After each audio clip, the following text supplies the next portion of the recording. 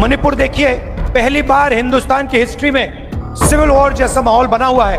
इतने भी सारे कांड होते हैं, सारे कांड हो जा रहे हैं, पर वहां पर मोदी जी एक बार भी नहीं गए। जा ही नहीं सकते, क्योंकि वहां पे बीजेपी के लोगों ने आग लगाई। तो आज महाराष्ट्र में राहुल गांधी ने जो भाषण दिया बीजेपी के खिलाफ ना, इससे सुनकर भाई बीजेपी वाले के होश उड़ने वाले हैं। आप देखिए जरा इस वीडियो को। और वो चाहते हैं कि चुने हुए लोगों को हिंदुस्तान का पूरा फायदा मिले। दलित रहे, पिछड़े लोग पिछड़े रहे, आदिवासी आदिवासी रहे, और जो जात का ढांचा है वो वैसा का वैसा रहे। ये हम दोनों के बीच में लड़ाई है, और ये आपको पूरे देश में दिखेगी। वो नफरत फैलाते हैं, हिंसा फैलाते हैं, एक धर्म को दूसरे धर्म से लड़ाते हैं, एक जात को दूसरी जात से लड़ाते हैं, एक भाषा को दूसरी भाषा से लड़ाते हैं। तो ये लड़ाई चल रही है।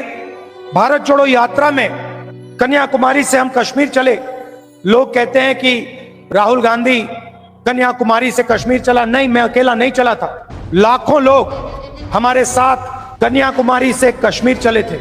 महाराष्ट्र में, केरल, तेलंगाना, उत्तर प्रदेश, मध्य प्रदेश, हर प्रदेश के लोग चले थे, और एक लक्ष्य था जो एक लाइन में हमने कह दिया, नफरत के बाजार में मोहब्बत की दुकान खोल दी। ये बात, हमें नफरत की राजनीति नहीं चाहिए, नफरत का हिंदुस्तान नहीं चाहिए।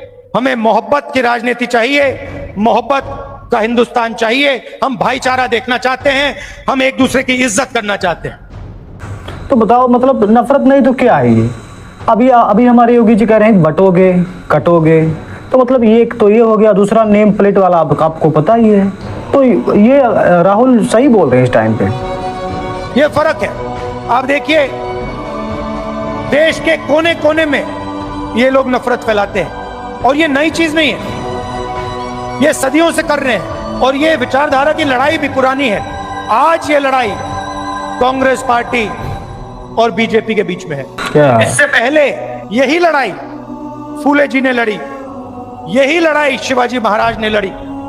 विचारधारा उनकी और हमारी मिलती है। उनकी विचारधारा में और कांग्रेस पार्टी की विचारधारा में कोई फर्क नहीं। चाहे वो अंबेडकर जी हों, शाहू जी महाराज हों, शिवाजी महाराज हों, फूले जी हों, अगर आप उनको पढ़ें, उनके आइडियाज को देखें, समझें, तो आपको पता लगेगा कि फूले जी के आइडियाज, अंबेडकर जी के आइडियाज, शिवाजी महाराज के आइडियाज हमारे कॉन्स्टिट्यूशन में। और चुनाव में हमने साफ कह दिया कि लड़ाई विचारधारा की है। बीजेपी के लोग हिंदुस्तान के संविधान को खत्म करना चाहते हैं। संविधान मतलब संविधान क्या? संविधान का आरक्षण, अभी देखो कुछ दिनों पहले मैटर हुआ था कि आरक्षण जो है इसको यहाँ से वहां इसमें शिफ्ट करने का, तो ये मतलब क्या है? ये संविधानिक तो है ये। आगे सुनते हैं। सीधी सी बात है, आप देख लीजिए, जहां भी ये अपने लोग डाल सकते हैं वहां ये अपने लोग डाल देते हैं। चाहे वो इलेक्शन कमीशन हो, चाहे वो शिक्षा के इंस्टीट्यूशंस हो, लीगल सिस्टम हो, ब्यूरोक्रेसी हो, ये मेरिट नहीं देखते हैं। आज हिंदुस्तान में इनकी आंखों में एक ही तरीका का मेरिट है।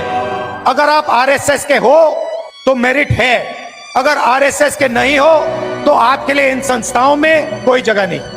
लो, आरएसएस की बात उठ गई ना।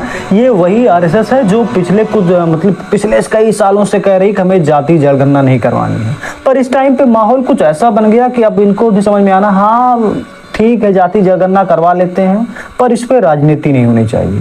ये भाई क्या हो रहा है?